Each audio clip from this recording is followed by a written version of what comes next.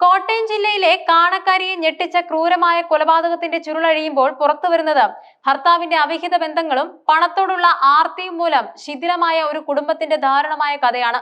Kanakkari കപ്പടക്കുന്നേൽ Jessy എന്ന വീട്ടമ്മയാണ് സ്വന്തം ഭർത്താവ് സാം കെ ജോർജ് എന്നയാളുടെ കൊടും ക്രൂരതയ്ക്ക് ഇരയായത്. ഒരു സാധാരണ കുടുംബ വഴക്കിൽ ഒതുങ്ങേണ്ടിയിരുന്ന പ്രശ്നം കൃത്യമായി ആസൂത്രണം ചെയ്ത ഒരു കൊലപാതകമായി മാറുകയായിരുന്നു. ഏകദേശം 60 കിലോമീറ്റർ അകലെ ഇടുക്കി ജില്ലയുടെ അതിർത്തി പങ്കിടുന്ന ചെപ്പുകളും ചക്കുരാമാണ്ടിലെ വിജനമായ കൊക്കയിൽ ജീർണിച്ച നിലയിൽ കണ്ടെത്തിയ ജെസ്സിയുടെ മൃതദേഹം കേരള മനസാക്ഷിയെ തന്നെ ഞെട്ടിച്ചു. സാമും ജെസ്സിയും തമ്മിലുള്ള ബന്ധം വർഷങ്ങൾക്ക് മുൻപേ ശിഥിലമായിരുന്നു. 1994 ബംഗളൂരുവിലെ വിവേക് നഗറിൽ വെച്ചാണ് ഇരുവരും വിവാഹിതരായത്. സാമിന്റെ ആദ്യ ഭാര്യ ഉപേക്ഷിച്ചു പോയതിനു ശേഷമായിരുന്നു ഈ രണ്ടാം വിവാഹം. എന്നാൽ നിയമപരമായി വിവാഹം രജിസ്റ്റർ ചെയ്തിരുന്നില്ല.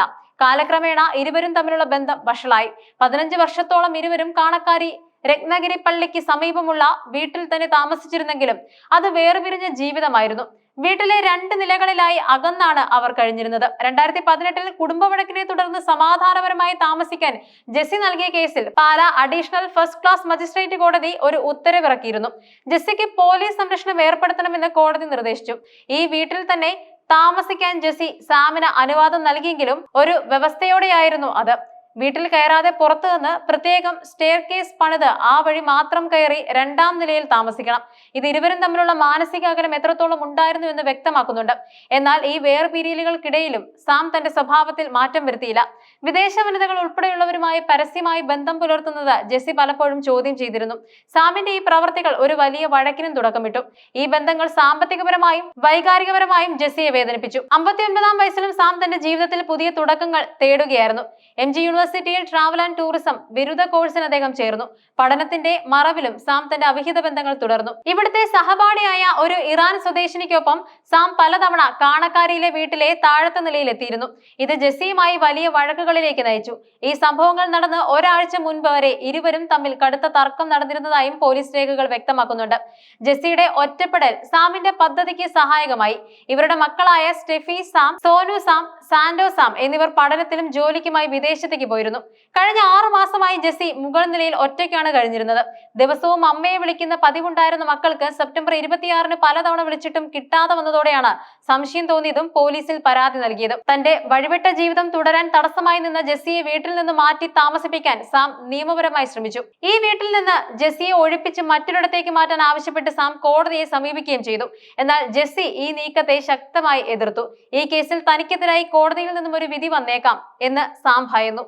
ഈ വീട്ടിൽ ജെസ്സിയെ നിലനിർത്തുന്നത് തന്റെ അവിഹിത ബന്ധങ്ങൾക്കും സ്വാതന്ത്ര്യത്തിനും തടസ്സമാകുമെന്നും അയാൾ മനസ്സിലാക്കി. ഈ ഭയവും ദേഷ്യവുമാണ് ജെസ്സിയെ കൊല്ലുക എന്ന കൃത്യമായ പദ്ധതിയിലേക്ക് സാമിനെ നയിച്ചത്. സാമിന്റെ കൊലപാതകം ഒരു പെട്ടെന്നുള്ള ദേഷ്യത്തിൽ സംഭവിച്ചതല്ല. അത് കൃത്യമായ മുന്നൊരുക്കത്തോടെ നടത്തിയ ഒരു പ്രവൃത്തിയായിരുന്നു. കൊലപാതകം നടത്തുന്നതിന് 10 ദിവസങ്ങൾക്ക് മുൻപ് സാം ചെപ്പുകുളത്തെ വ്യൂ പോയിന്റിലെത്തി. മൃതദേഹം ഒളിപ്പിക്കാൻ പറ്റിയ സാഹചര്യങ്ങൾ അവിടെ ഉണ്ടോ എന്ന് അയാൾ കണ്ടു മനസ്സിലാക്കി. ആരും ശ്രദ്ധിക്കാത്തതും എത്തിപ്പെടാൻ ബുദ്ധിമുട്ടുള്ളതുമായ ഒരു സ്ഥലമായിരുന്നു അത്. സെപ്റ്റംബർ 26-ന് വൈകിട്ട് ഏകദേശം 6 മണിയോടെ സാം വീട്ടിലെത്തി. സിറ്റ് ഔട്ടിൽ വെച്ച് തന്നെ സാമും ജെസ്സിയും തമ്മിൽ വാക്കുതർക്കമുണ്ടായി. തർക്കം രൂക്ഷമായപ്പോൾ സാം കയ്യിൽ കരുതിയിരുന്ന മുളക് സ്പ്രേ ജെസ്സിയുടെ നേർക്ക് പ്രയോഗിച്ചു. വേദനയിൽ തളർന്നുപോയ ജെസ്സിയെ അയാൾ കിടപ്പുമുറിയിലേക്ക് വലിച്ചു കൊണ്ടുപോവുകയും കഴുത്ത് ഞെരിച്ച് ശ്വാസം മുട്ടിച്ച് കൊല്ലപ്പെടുത്തുകയുമായിരുന്നു. ഈ സമയം മൃതദേഹം കൊക്കയിൽ തള്ളാനുള്ള എല്ലാ ഒരുക്കങ്ങളും സാം പൂർത്തിയാക്കിയിരുന്നു. പുലർച്ചെ ഏകദേശം 1 മണിയോടെയാണ് സാം മൃതദേഹം കാറിൽ കയറ്റി ചെപ്പുകുളം ചക്കുരമ്മാണ്ട് ഭാഗത്തേക്ക് യാത്ര തിരിച്ചത്. 60 കിലോമീറ്ററിലധികം ദൂരം യാത്ര ചെയ്ത് ആളൊഴിഞ്ഞ പ്രദേശത്ത് കൊക്കയിൽ അയാൾ മൃതദേഹം വലിച്ചെറിഞ്ഞു. റോഡിൽ നിന്നും ഏകദേശം 50 അടി താഴ്ചയിലേക്ക് മൃതദേഹം തള്ളിയിട്ട ശേഷം യാതൊരു കൂസലുമില്ലാതെ അയാൾ നാട്ടിൽ നിന്ന് മാറി. മക്കളുടെ പരാതിയെ തുടർന്നാണ് പോലീസ് അന്വേഷണം ആരംഭിച്ചത്. 29-ന് ജെസ്സിയെ വിളിച്ചിട്ട് കിട്ടാതെ വന്നതോടെയാണ് സുഹൃത്ത് വഴി അവർ കുറവിലങ്ങാട് പോലീസിൽ പരാതി നൽകിയത്. പോലീസ് ജെസ്സിയുടെ ഫോൺ കേന്ദ്രീകരിച്ച് നടത്തിയ അന്വേഷണത്തിൽ സാം ബംഗളൂരുവിലുണ്ടെന്ന് മനസ്സിലാക്കി. ജില്ലാ പോലീസ് മേധാവി എ ഷാഹുൽ ഹമീദിന്റെ നിർദ്ദേശപ്രകാരം Vaikom DYSP TP Vijayan, SHO E അജീബ്, SIമാരായ മഹേഷ് കൃഷ്ണൻ, V വിനോദ് കുമാർ എന്നിവരുൾപ്പെടെയുള്ള ഒരു പ്രത്യേക അന്വേഷണ സംഘമാണ് കേസ് ഏറ്റെടുത്തത്.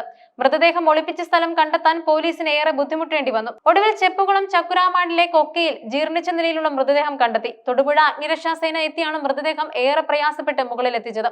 അവിടെ തന്നെ ഇൻക്വസ്റ്റ് നടത്തിയ ശേഷം കോട്ടയം മെഡിക്കൽ കോളേജ് മോർച്ചറിയിലേക്ക് പോസ്റ്റ്മോർട്ടത്തിനായി മാറ്റുകയും ചെയ്തു. പോലീസ് സാമിനെ തേടി തൊടുപുഴയിൽ എത്തിയെങ്കിലും അപ്പോഴേക്കും അയാൾ അവിഹിത ബന്ധമുള്ള വിദേശ വനിതയ്ക്കൊപ്പം മൈസൂരിലേക്ക് കടന്നിരുന്നു. എന്നാൽ പോലീസിന്റെ കൃത്യമായ നീക്കത്തിലൂടെ സാം കെ ജോർജിനെ കസ്റ്റഡിയിലെടുക്കാൻ കഴിഞ്ഞു. വിശദമായ ചോദ്യം ചെയ്യലിൽ സാം കുറ്റം സമ്മതിക്കുകയും ചെയ്തു.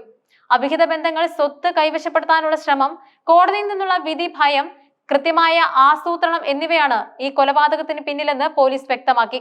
ഒരു ദശാബ്ദത്തിലേറെയായി വേർപിരിഞ്ഞ ജീവിതം നയിച്ചിരുന്ന ജെസ്സി ഒടുവിൽ തന്റെ സ്വാതന്ത്ര്യത്തെ ചോദ്യം ചെയ്ത ഭർത്താവിന്റെ ക്രൂരതയ്ക്ക് ഇരയാവുകയായിരുന്നു. ഈ സംഭവം കാണക്കാരി രത്നഗിരി പ്രദേശത്ത് വലിയ ഞെട്ടലും ആശങ്കയും ഉണ്ടാക്കിയിട്ടുണ്ട്.